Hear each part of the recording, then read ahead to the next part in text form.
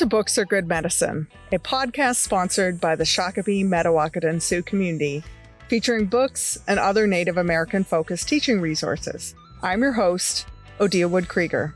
We have a very special episode today for a couple of reasons. Right now, we're on location at the home of Teresa Peterson in Bellevue, Minnesota. Teresa is an author, poet, and member of the Upper Sioux community. She recently released a book, Perennial Ceremony, which includes stories from her own life, poetry, illustrations, and recipes, weaving together the seasons of a garden. It's a beautiful book looking at gardening and caring for the earth as ceremony, and one that brings healing to your life. We also have a special guest host for today's episode, Rebecca Crooks-Stratton. Rebecca is a member of the Shakopee Mdewakanton Sioux community and former chair of the Understand Native Minnesota campaign. Teresa talks with Rebecca and me about her new book and how it could be used in the classroom. And for those watching the video version of this episode, Teresa also takes us on a tour of her garden. I hope you enjoy this special episode. Well, good morning, ladies. This is a special Books Are Good Medicine. We are on site at Teresa's lovely farm, and folks will immediately notice that Allison looks different. Unfortunately, Allison couldn't join us today, but fortunately, we were able to, invite and have Rebecca Crooks-Stratton join us. So folks will remember you from your awesome podcast that was part of the Understand Native Minnesota campaign. So just so grateful that you could join us for this conversation. And Teresa, your hospitality is immense, and it feels so lovely to be here. And, Dakota value of generosity is just pouring over. So thank you. Thank you so much. I think it's the land. The land is, such a good relative to us. I'm just lucky to be here with two wonderful people. I was so excited that Odia invited me to co-host with her and that you are hosting us in your beautiful garden here. So I've had the opportunity to work with you in lots of different iterations through the Understand Native Minnesota campaign. Rebecca, as you know, we gave away 20,000 copies of another one of your books, which I'll talk about later, Voices from Pejutazizi.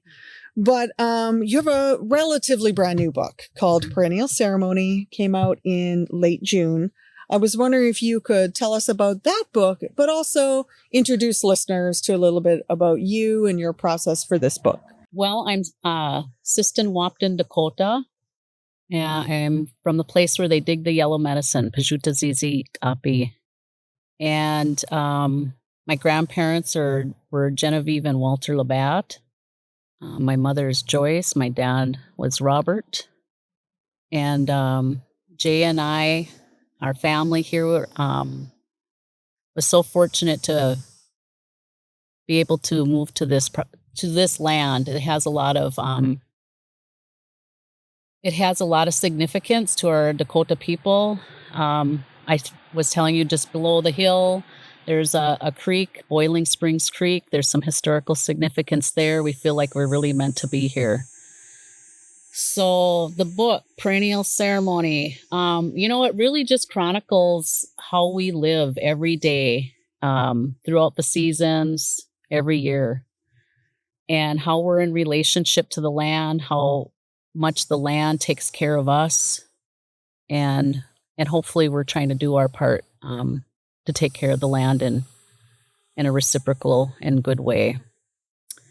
So, the book, I'll just give you an instance. It's kind of like this, how we live every day. I got up this morning, I went out and greeted the day, thank Creator. I do a kind of a mini sun salutation, and off to the east here, and you can see the Minnesota River Valley is quite vast. You can see the other side way over there. And if you understand this space here, the glacier long time ago had River Warren carve out this giant river valley. And over time, now it's, of course, Minnesota. We're one of our Dakota words, of course. But the river valley is now, 2 miles down the road there.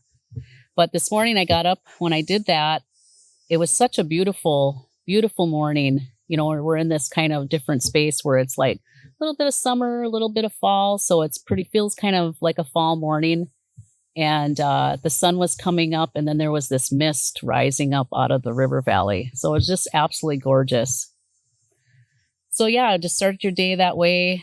And then made breakfast, sat out on the deck and had our breakfast. One of my almost daily rituals is having yogurt with our maple syrup. You could see our maple trees here that my husband taps and cooks down the sap in the backyard, which I kind of jokingly say the bush, which is just behind our garage. But he cooks down the sap and then brings it in, and then I cook it down into syrup. And so I drizzle that over my yogurt. It's so good. It has that smoky flavor because he used one of those old oil barrels, made that into a makeshift stove to cook it down. So yeah, that's, and then I could just go on. So last night then we're freezing carrots and drying pears. And, right now is that time of abundance. And, we're preparing for winter. We'll eat good all winter. I kind of joke about we can live really well even if there's a zombie apocalypse. We just store and we eat really well all winter long. It's kind of like that. The book is about, the relationship we have with the land, and it feels very much like ceremony to me. So part of I share in the beginning, the introduction, how I came to this idea that gardening really is ceremony. The way that we live is a ceremonial way. I was maybe about 10 years ago in Hawaii, and our Hawaiian relatives invited us to a sunrise ceremony, e ala e, to greet the day. And we were in the ocean for this particular ceremony. And it made me think you can have ceremony anywhere, anytime. You can commune with Creator anywhere, anytime. And it got me thinking about our space here and being out on the land, in the garden. And I call that communing with creation when I do that. So it just chronicles those experiences throughout the seasons. And it was a fun project to write. It's so beautiful. Mm. I'm sort of taken into, the times I've been in Hawaii and ceremony and, how I feel being on the land. So I'm really excited that readers can get pulled into that. And so I hope that others find this book and are equally as excited about being fulfilled and nourished in a way with your words. Yeah. I think one of the things I really liked about the book was kind of how you bring it full circle. It's about, the land caring for you, you caring for the land, your family and ancestors passing on the knowledge to, do the gardening, the recipes, the all those things, and then you nourishing your family with that knowledge. And I thought that was really special. It was that a pretty intentional piece of the book, that connection. Yeah, I'm really hoping my kids all take it up. I mean, they do parts of it. Of course, they grew up, doing all of this, weeding the garden and helping can and things like that. And I think, I grew up on a farm, and I would say that's probably was really instilled in me to garden and grow food. But, when you get to be a teenager, you're no one would ever say, oh, and then you're going to grow up doing this. Oh, no, this is a lot of work. So it wasn't until really I started having my own kids that I came back to this place of it's so nourishing in so many ways, not just eating really good food, which is a big part of it. Nutritious food that's really high. It doesn't get any fresher, right? I'll come out here and grab something and then we're frying it up for supper. But it's more than that. It's that understanding of where does our food come from, having a relationship to all of that. I think it helps us remind us we have to take care of this land. This land takes care of us. I think reciprocity is sort of one of those, hot button words that we've had. And so Indigenous people have just done this for so long. When you consider everything around you as a relative, it's easy to care for and want to make sure that things are maintained in a really good way. Yeah. So I was looking on social media, as I do. We just had the Minnesota State Fair Lieutenant Governor Peggy Flanagan was holding a dish by Sean Sherman, the sous chef. And she had, in her post, had mentioned food sovereignty. And it really surprised me that there were people commenting saying, like, what is food sovereignty? And I was like, that's really fascinating that, there are people, because it's one of those things I think about a lot. And it surprised me that folks just were unaware of that. And so I would like to ask you, what do you wish people knew about food sovereignty? Yeah, I mean, one thing, sometimes people think like you got to do all of this, but you can just start small and grow a tomato plant on your deck, or go visit a local CSA, your farmer's market. You're supporting that local food system. I think when the pandemic hit, people really realized that our food system is not sustainable. Of course, we know about the carbon footprint of food. And so we have to start looking at how do we grow food in a more sustainable way. And so to me, food sovereignty means simply that, like being able to feed and nourish yourself and your family. And it's also about, I think, for us is like recapturing, reclaiming those traditional foods that we've had that are so healthy and nutritious. They grow well, in your own environment, things like that. I think that's all part of food sovereignty. Well, I think people confuse food security with food sovereignty. Like, they don't understand, like, you can get food, like, for instance, commodity foods. We can talk about the history of that. Like, getting food is not the same as healthy, nourishing, traditional foods that feed your spirit, build your language, build your connection to land. And that's sovereignty. Right. Having the choice to control the things you eat versus just having enough calories to eat. Yeah, during the pandemic, I was so happy that people were taking up gardening and things like that, and how I could tell people were doing that. I couldn't find canning lids, or I could sometimes, but it would be really expensive for just a few. And I wondered will this continue? Will people continue to, grow their own food and preserve? And I am able to get canning lids now. They're a little priced higher a little bit, but I hope those lessons during sometimes those hard times can, still sit with us, and we can still, change some of the way that we're living. I think in the book, you talk a lot about your processes through the season. And I think it was, really fun to read about, how you bring your family together, how you bring your friends together, and prepare the food and, keep the food and kind of everything that goes into that. But on top of, sharing your process with us, you share a lot of recipes, mouth-watering recipes for sure, and your descriptions. Can you talk a little bit about, because this is more than just a book about your process, it's like a recipe book also. Yeah. It was fun to put those in there, because they're literally just the way that we eat. One little kind of funny thing when, it got to the publisher, because I'm one of those cooks that don't really measure. I just, do things. So, every time I make something, it might taste a little bit different. And of course I had to work at being more precise for people that need that. So anyway, that's just a little comedy, but also a disclaimer for when everybody's reading this, you do have the freedom to make any little changes you want. If you don't have this, try this, or, maybe you want a little more spice in it, make it hotter or whatever. That's totally fine. But yeah, the recipes really are about even just right now, last night we made BLTs because tomatoes are in season. I didn't have lettuce, but I did have some spinach and arugula I pulled, and we had that, and that was this is great. Probably even a little bit better. That right? Peppery from the arugula would just be outstanding. Yeah, no, it was good. I loved it. And then I picked, a yellow squash and pepper and onion, a purple onion, red onion, and then garlic, all of that.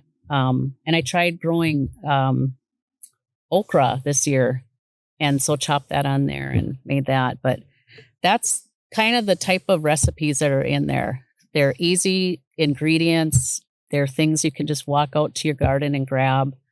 But there's also some that are, heartfelt and have connection to, family. I have a green bean soup recipe in there that comes from my German side. And every time I make it, I think of my dad. I think about his relatives. There's a pickle recipe in there. That's my mom's recipe. Super easy to make. So all these recipes like bring back all these relationships and experiences, cooking together, or it brings back memories of ancestors. And so it's a way to like keep all of that alive. And of course, there's our, traditional corn is in there and how to make that. And that, came from there's a whole long story about that, but that came from my uncle and he taught me how to make that. And yeah, so it's all these like connections and relationships and relationship to land. And to me, that's part of the whole joy of that cooking and eating. And, I'll tell you this funny story. When we were young, or when my kids were young, I would make I'm kind of like making soups. That's like a thing, right? I feel like all Native people like soups. It's a staple, right? So I would tell my kids, like, you're eating like Superman, like this is so chock full of, we got we're big bean growers. I love growing hard beans. It's kind of one of the things I'm noted for. All these heirloom and traditional beans that are, have some of these seeds have been gifted to me, like the Hopi black turtle bean, absolutely my favorite. We got beans from our, the three affiliated, the Hidatsa, Mandan, and Rikra, the Cherokee, the red peanut bean. Anyway, so all of that. And then we read about later, like all the amazing health benefits of beans. Like if everybody just ate beans every day, they would, eliminate all these, whatever the saying all goes with it. But so, yeah, there's so much of the health and nutrition in the food, but it's definitely more than that. It is about the relationship and the reciprocity that hopefully we carry, because when the land takes care of us and provides for us, how do we then in turn take care of the earth? So as part of your taking care of the earth, I know obviously you're watering and things like that, but it goes further than that. It was, as we did our little tour, as our preview tour, you were talking about growing some ryegrass in between. Like, what are some of the sustainable ways that you care for this space? Yeah, we're always looking for ways to support the land because, there's lots of benefits, right? Like, for example, where you see flowers growing over there, and I always plant flowers. I always plant flowers because it brings the pollinators in, and we need our pollinators. Like, what is it? 1 in every 3 of our foods, you have to have a pollinator for. So they're important to take care of them. All those pears laying on the ground over there, when you walk, you can hear all the bees buzzing. They're like soaking up all that nectar right now and all that goodness. I'm always trying different things, like what's going to work best. So we previously, another method that we've done is put newspaper down and grass clippings. That helps keep the moisture in, the weeds out. And we also notice we get a lot of, worms, which help. Don't they call that lasagna gardening or something? Yeah, I guess it's a part of a method of it. We probably don't do so many of the layers, but we found that to be really useful because I don't want to be out here all summer weeding, right? So I read about another method where you plant winter rye and hairy vetch in the late fall. So I did that last year, and then this year, what we do then, we stripped it out, tilled in between where we're just going to plant, and then we just keep it mowed. So that's what you see this year. So we're trying it out. We'll see how it does. And of course, the other thing is we don't use pesticides and insecticides to, control that. We've learned from a lot of people where they say, if you just keep your soil healthy, so so that's what we're trying to do. And also I had heard things like planting perennials in your garden helps bring like the good microbes and all of that to keep your soil healthy. So, we're doing that. We've planted lots of different, we got the blackberries behind us and some aronia berries over there. And our strawberries and, just things like that that'll continue. The chives, they never go away. Yeah. Yeah. So those are the type of things that we're trying to do. And then of course you can see out here, we're doing some prairie restoration. We planted different prairie grasses and flowers, and we should start seeing that next year really come to life. You can start seeing it now. I started reducing the garden because now there's only 2 of us. My kids moved out. So we're like, well, maybe we don't need to plant just quite as much. We don't have to have a garden quite as big. So I was like, well, I don't want it to just grow up into thistles and whatever. So we started planting, some June berries and I think you mean Saskatoon berries. Yeah. Choke cherries and wolfberry. And so we've got those kind of going as well. So, and it was so cool because, I planted them last year and the deer came and chewed them all down. I didn't put little fences around them that you see now, but they all came back. And again, I think it really tells you these type of things are meant to be here. So try to grow that. We got prairie sage, back there growing. And yeah, it's so fun. And it's an ongoing experiment. What next can we do to support, the land and how it's taking care of us? It's like a medicine garden. Yes, yes. That back over in that one corner, I always had a hard time, there's a lot of clay here. So that's what we like. I want to make this into a medicine and a tea garden. So we'll go over there and check it out. Oh, speaking of tea, you made us this lovely mint tea. Yes. You should talk a little bit about that for us. Well, yes. So then this morning, I told you my routine, but also what I did is I went out to the garden and picked some spearmint. And then it's a super easy thing. You just bring some water to a simmer, put your mint in there. And I put the stems and everything all in there. Just kind of shake it off so we're not drinking spiders or whatever. And then cover the lid, let it sit there for a bit, pull it out, put it on some ice. It's lovely. It's refreshing. It is. Yeah. Crazy delicious. So I know I've done some work with Dream of Wild Health, and they have seed keepers. And I noticed beautiful collection of beans that you have in there. Mm-hmm. Do you have any protocols about saving beans or saving seeds or that you do that you're willing to share with us? Yeah. I mean, if you were here maybe a week or so ago, my whole dining room table was full of trays of all the different beans drying. But as they come in, and they're drying, we pick them and I'll just literally sit, watch TV and shell them. But as I'm doing that, and you get to know your beans, right? So when I see this particular bean has 5 beans in it and it's a nice, good pod, it looks good, I'll keep those. You always keep the best out of all of, when you're going to keep seed keeping, you keep your best. With your garlic, it's the same thing, the nice big bulbs. So it's same with the seeds, you keep your seeds. So, that's what we do. And then you just let them dry a little bit more. I made the mistake early on when I would store beans. I didn't dry them enough and then they molded. So you live and learn. But yeah, you just keep your seeds and now they're stored and I have seed ready for next year. Or I give away seed too. There's always seed swapping going on between gardeners too. And yeah, keep squash seeds, your corn seed and all of that. Do you have any formal training? If there's listeners out there that say, this sounds amazing and I want to get into gardening, do you have any good advice for them? I think the best thing is, I have a lot of people that come over and just visit. I always call it a garden tour. I think that's one of the best ways to learn is just go out and visit. Because, I'll share I made this mistake and then, so that they can learn from that.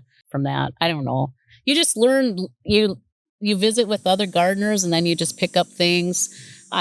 Sometimes from the book, I would be curious about something like the scientific background of something. So then I would do some Google search and, when you do Google search, what do they always say? Oh, if it's on the computer, it's true, or what the internet, it's true. No. But what I do is I cross-reference lots of reputable sites and if they all say the same thing, then it's yeah, that's probably true. So if I do any kind of formal research, that's kind of the method I use. But the biggest way is through people, through their own experience. That's wisdom, right? When you can find somebody that's done some things. So that's what I do. Talk to other gardeners. I would ask my dad lots of questions. Because of the farming, he knew about, corn needs lots of nitrogen. You can't grow without it. I don't use chemicals, but I do know to plant beets. So in this corn back here, you'll see I planted beans in between all the rows. The beans at the bottom, and I learned this from my dad, because of course he grew soybeans, they have a little nodule at the end, and that has nitrogen in it. So it gives the corn nitrogen, which of course is why the indigenous people are so intelligent, knew to grow the three sisters, the corn, bean, and squash together, because they were, a symbiotic relationship. So yeah, it's kind of the same thing. How do you blend our indigenous wisdom and then Western? But I always keep thinking when I research something like, yeah, of course, well, we knew this. Yeah, so it's a blend of that. When I was in like the initial Understand Native Minnesota things, and I was working on the Restoring Our Place report, and I'd sent out surveys to teachers, and I was like, well, what do you want to know? And it was funny to me how many folks were like, well, how can science be how can it be indigenous or indigified? And I was like, indigenous people have been doing science, like observation is the first freaking step of the scientific method, right? And then experimenting and testing, and all of these things have been happening. Yes. And so it's just a wonder to me. And again, you're just reaffirming, like, as you do these things, you're constantly looking and exploring and what works and what doesn't. And I'm going to save the biggest, the pods with the most, because that makes the most sense. But does. Like, how do you set yourself up in a good way? And you've explored things. So I just love that you've included observation and science and indigenous ways in this book as well, because it's happening all the time.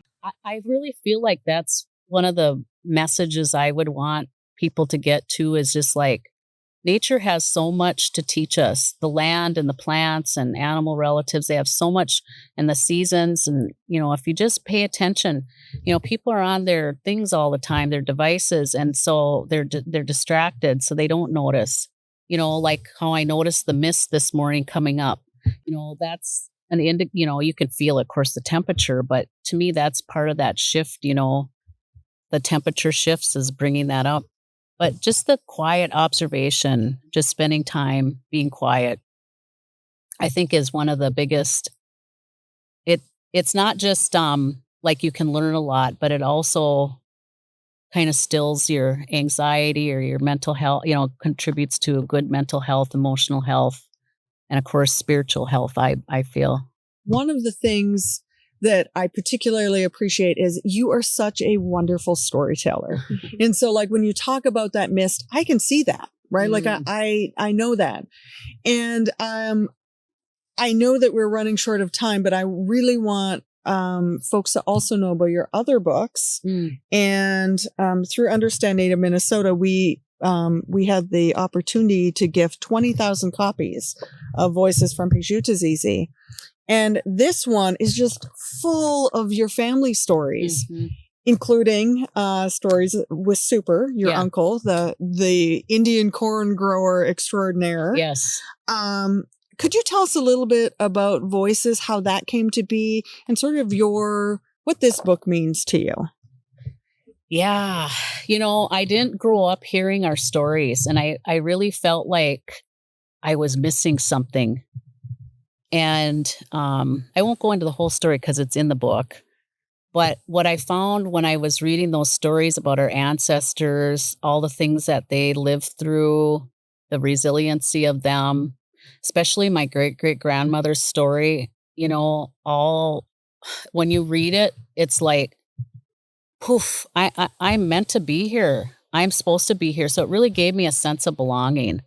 It situated me, where am I at in this line, not just of people, but of, there's pieces in there about stories of land. And that also gives you that sense of belonging. But it came about. There's a piece that my great grandfather wrote, stories from the people and from his mother-in-law, and I had a relationship with my grandmother's sister, who, of course, in the Indian way would just be my grandma, and she had made it into a book. And over time, spending time with her, I wanted to redo this book because it was, typewritten. It was out of print. She self-published. And so we agreed to do that. And of course, life happens. I always say that book took about 20 years or more to write. And so finally, we got that done. My uncle and I got that done. She was long gone. And the story is all in there. And, but it's a real tribute to her and to my great grandfather who captured those stories. I know we're an oral tradition of the Dakota people, but I'm so grateful and fortunate that they wrote those down. Our people have those stories, that we've kept them long. Our tradition of storytelling has really been disrupted, as you know, through assimilation policies and all of that. And so I'm grateful that those were written down and that we could share those out into the world. And so you also have this one, Grasshopper Girl, which, folks may be less familiar with. Mm-hmm. Do you want to give us a little bit of background about this one? So I didn't grow up hearing stories, but, through this process, I, was talking or interviewing with my family about, well, when did you hear stories? And so my mom said, well, back to the interview, my grandpa, that was their form of entertainment, so every night his mom told him stories. And I asked my mom, and she says, I really only heard stories when I was like sick in bed. Then I asked my aunt, well, I heard stories when we drive to Siston on that longer trip. So anyway, in my mind, and then of course my uncle heard stories all the time because he's our storyteller. But I could see like this decline of the tradition of the practice of storytelling because of, what do we want to call it? Progress or whatever, but we miss out when there's so much to storytelling. So that was part of my whole research. Like, what are the benefits of storytelling? Like, we retain, we understand, we have critical thinking, all of that. And of course it gives us, like I said, the sense of belonging. But so this particular story is a story that has been in our family, my grandpa, and probably way beyond that, that would have been then my great grandmother was telling them. So who knows how far back that story goes. And Grasshopper Girl is actually my mother's Dakota name. So it has a little history in there about her growing up. And yeah, it was a lot of fun to write. And actually, for my dissertation, that was part of it, but it was a longer version. And I never thought ever in my wildest dreams I would ever write a book.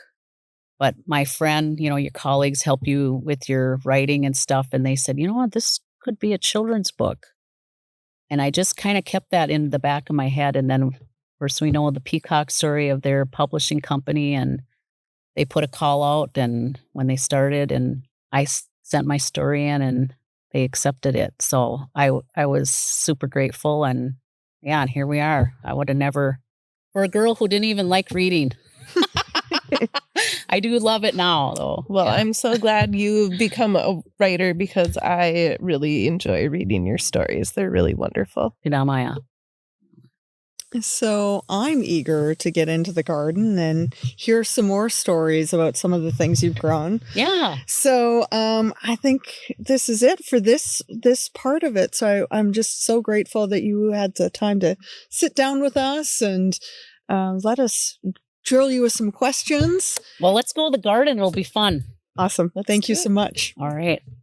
Here is the compost. Everybody can have a compost. That's so easy to have. So you put, all your scraps in there. And if you don't use chemicals, your grass clippings and your leaves and all of that. Here's where I said I gave up this much garden.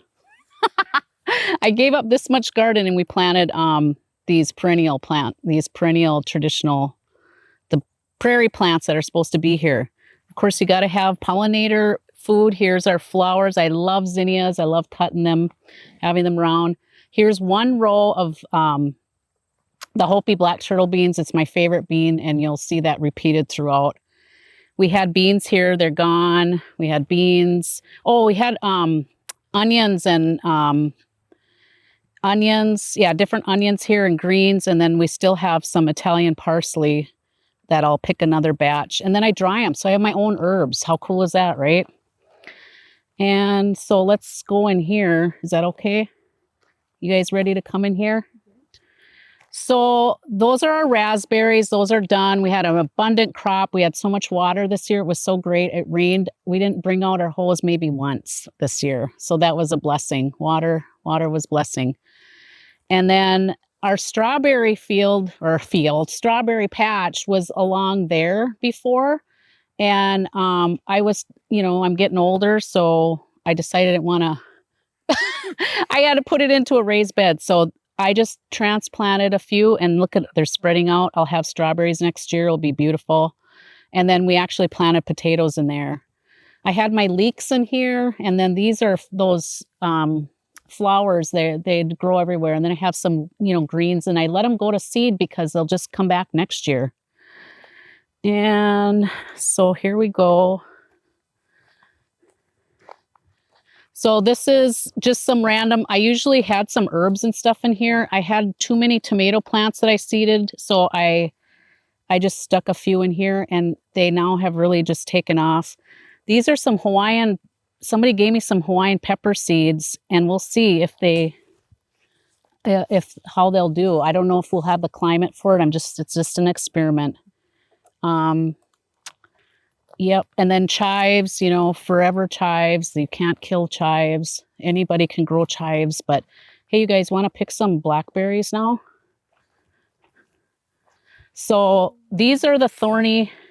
They're very sharp. So you can I'll find them, and then you guys, it's like, it's dangerous to get in here, but they're so good. If you find them and they're completely, yeah, see, look at how many there is there. Yeah, we got to get them. So I'm making blackberry jam, sometimes I'll make blackberry jam. I still have jam from last year. So I just freeze them. I make smoothies all the time. And then I can jump in there if you want. They're still a little pink on the top. Oh, okay. Oh, yeah, okay. Yeah, it looks like this. It's still a little pink. Is that one on the left like that too yet? No, up farther. You see that one? This one? No, up top. Yeah, those are both. Oh, they are? Okay. All right, so keep going. But you should try. Delicious. Yeah, they're so good. Okay, we'll keep going. And I'm going to try making this, because one day we made chicken on the grill, and he was going to put barbecue sauce. And I was like, no, I don't want barbecue sauce. So I had him try pepper jam, and it was so good. So this year I want to try making like a pepper hot chili like sauce, and then we can put it on meats. Doesn't that sound yummy? Great. But yeah, so you just gotta go in. I can't even remember what I had in here. Onions. I pulled onions already. Nasturtiums are always good to have. If you have squash bugs or something, they go to those. But they're real pretty. Some kind of melon. And so I got oregano in here growing. So the blackberries, and we're trying to they keep spreading, and so we had to take some out to get in the middle of them. So it's an ongoing, and they're starting to wind down now for the year. So who has that little pail? The little tail. We can put some of these in there. So cute those are. And then this is the Dakota popcorn. So you pick it when it's dry, when it looks like this. And then, so Dakota popcorn is black, and these will, when I dry these now, they'll turn all black and dry up. And then that's when you can go, and then it'll shell, and then you can pop popcorn. And I like this popcorn. has more of a nuttier flavor. It's really flavorful. So I just been picking these as they dry up. And then you can, of course, see beans in here. And I think what's in here, if we can find one, I'll tell you what kind of bean is in here. I don't know if this one's far enough along. Oh, no, here's one. Oh, yeah. Here's one that's dry. So see, then they're ready. So let's see. Oh, yeah. Okay, the bean on this, Linda Black Elk gave me 5 of these beans one year. And they're all different colors. They look like pebbles or something, the different colored. So there's like black ones. There's this brown. There's kind of a reddish one.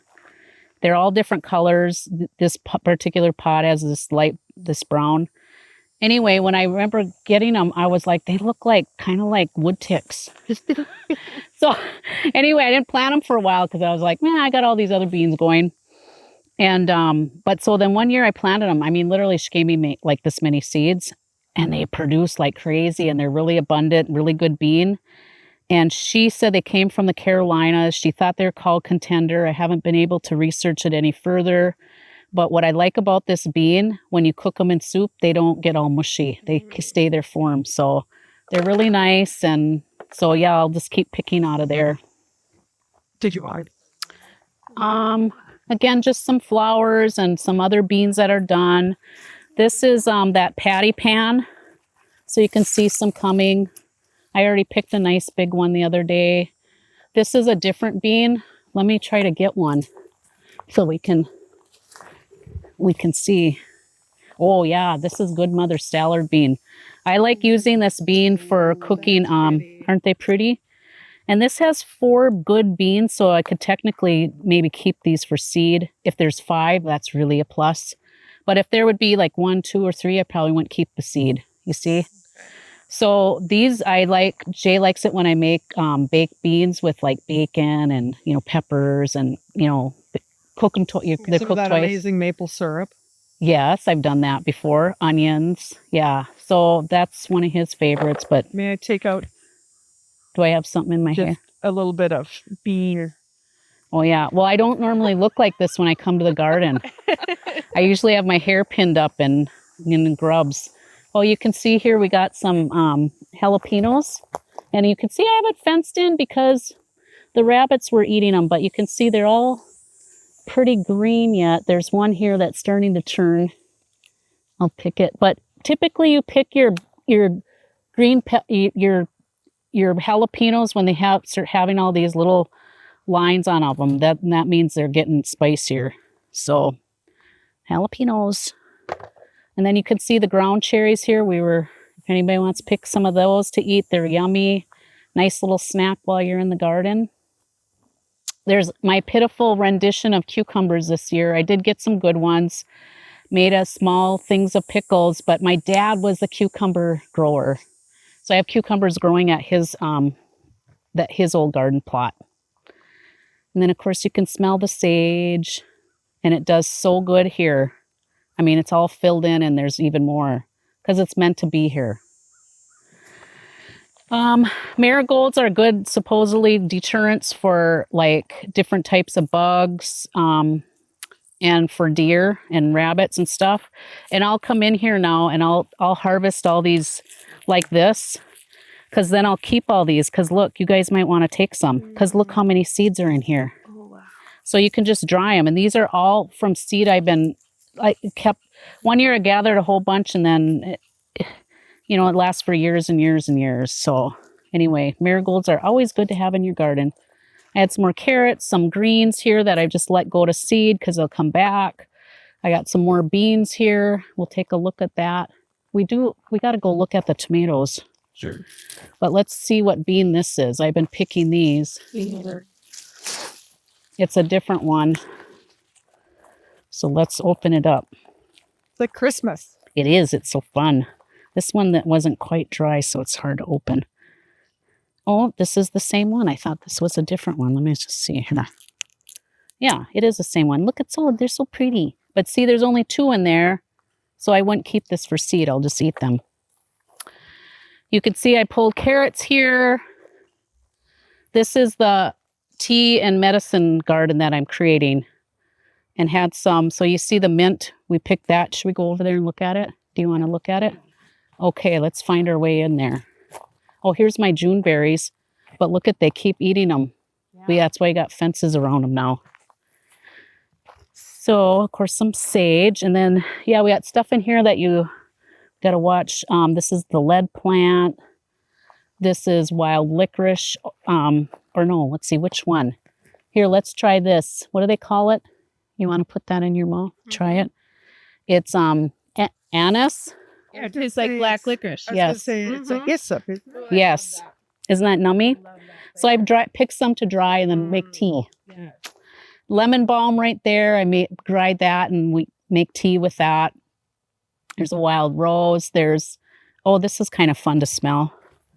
This is, here, I'll see if you guys can figure it out.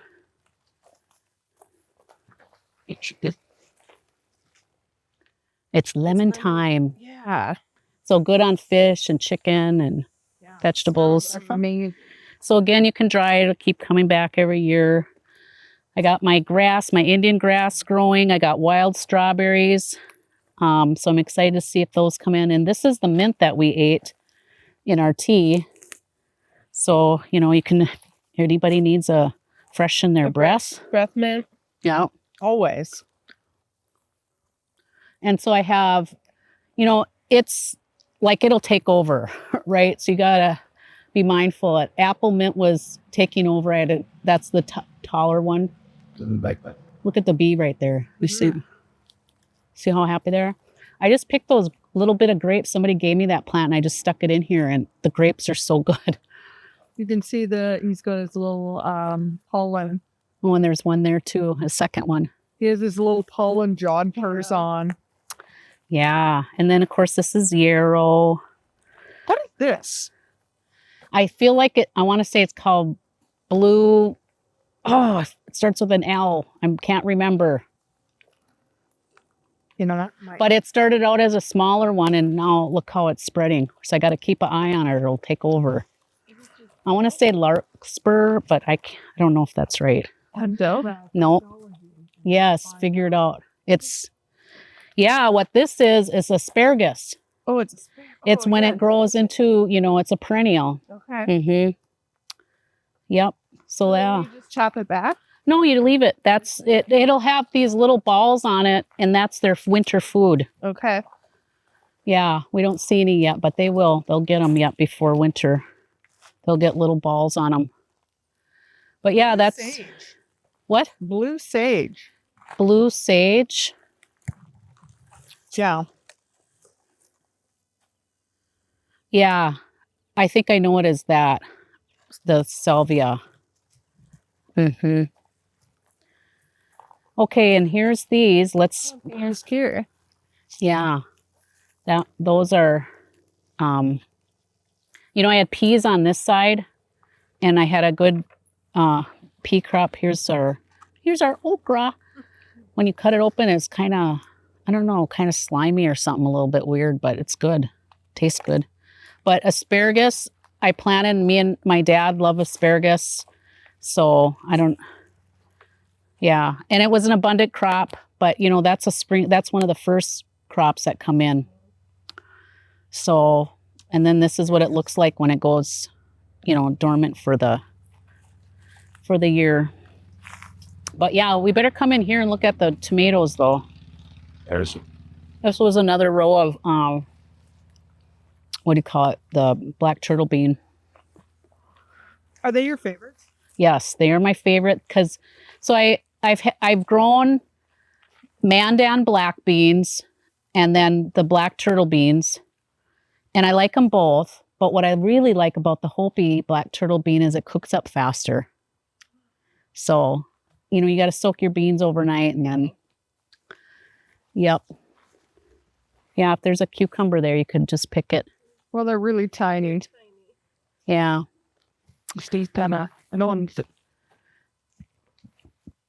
Okay, so if nobody's ever had an heirloom tomato, you will never go back to buying, you know, tomatoes in the grocery store. I see some peppers are red down there that could be picked. But yeah, so these are the tomatoes. We've already made pizza sauce, spaghetti sauce, salsa, and let's see. And we're going to get ready to make tomato soup. Oh, yeah. And I have tomatoes up at my dad's old place as well. And it's a family thing, so we all get to join in the fun. Oh, here's that what I was looking for before, hairy vetch. So yeah. this is why you in there, yeah, they kind of take over. But anyway, that's part of what's in here. So yeah, the tomatoes, let's see, I'll show you my favorite tomato. The one I always tell everybody, look at it, it's ready to pick. This is called a Hungarian heart. And it slices like butter. There's hardly any juice and seeds. It's so good. That's what we had for BLTs. So, but now we're saving our tomatoes because we're going to make tomato soup next and can that. And of course, you can see the chilies behind you. The chilies are from a friend of mine down south, Shkimi, gave me seeds. And so now I grow their Southwest chilies. So there they are. Don't they look lovely? Just fine in Minnesota. They seem to be okay. Yeah. So I'll have to keep seed now and then keep planting them. I did one year made like a green chili sauce for like enchiladas and stuff. It was pretty spicy even though it was green. So they can get hot. Here's that hairy vetch again. See, it's taking over. But yeah, look at these tomatoes. We'll have to pick all these. You want them all picked? Yeah, I think we can pick these. And these I think are called Wisconsin 55. They were my dad's favorite because he likes things nice and just perfect round. But I think this is the Italian heirloom. And these I think are Amish paste. Here's your toad. Hey, there's that big fat toad. Look at him. Isn't he cute? Hopping around. I was just laughing at him because it's like, yeah, you better be careful, guy, because you're not hopping very fast. He's so big he can hardly hop. He probably had a good time eating bugs this year. You fed him well with all the bugs. Right? Well, and then, okay, what? This tomato you'll have to use right away. Oh, yeah. Yep. And then these are our pears. So this one is the Bosque, and they're done. They're an earlier pear. And then this is the Bartlett's. And I've already picked 2 batches and dried. You know, when my dad was alive, my mom would can pears because he loves canned pears. But yeah, so I'll can a few, but yeah, he was the pear eater. Do you can them in sugar water or do you use apple juice? I use sugar water, but I don't follow the recipe because to me it's too syrupy and heavy. So I just put a little bit of sugar in.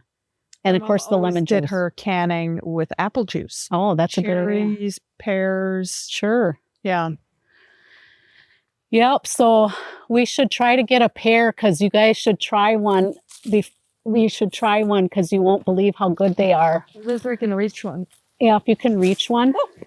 Okay, and here's what I say. They're a little scrappy, but again, we don't use chemicals and all that. And so I just want to see you guys eat one. Oh my God. See? Mm-hmm. When I can coax people to try these, they're like, what? Why do you have to coax people? Because they look a little scrappy. They don't look like what you get in the grocery store. Yeah, those people don't deserve these pears. I mean, see how juicy they are and delicious, and oh, they're really good. And you can see why we don't have microphones, so I'm like,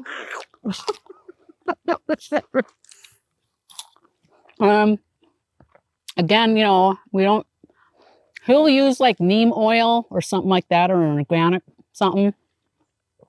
And so you'll get like a little bug here and there. We probably eat bugs in our sleep. You can eat it or just, you know, don't eat that part. Well, these are really tasty. Aren't they? So make sure you take some. And of course, there's always stuff on the ground. That's the way it is. But you can hear the bees and all the different pollinators in here. And then this is the Honeycrisp apple. And these are better if you wait just for that light frost. They're really good. And of course, if we could get one way up on top, and if you see one like that looks like it just fell, like this one, I'll just, it's bruised right here. I'll just, if I'm out here and I need a little snack. Oh, it's so good. You can try one. Okay. And then this is the other one. These are really good. Let me see if I can find one that looks kind of ripe-ish. Double fisting right? Let's find one on the tree. Okay, this one I'm going to pick because looks like a bird started eating it. And you can tell it's starting to get ripe because it's getting a little blush to it. And they stay yellow. Okay, now I'm going to try to find some black. This is another blackberry, but it's not the one with thorns. So you guys try these, and I swear the thorny ones taste better.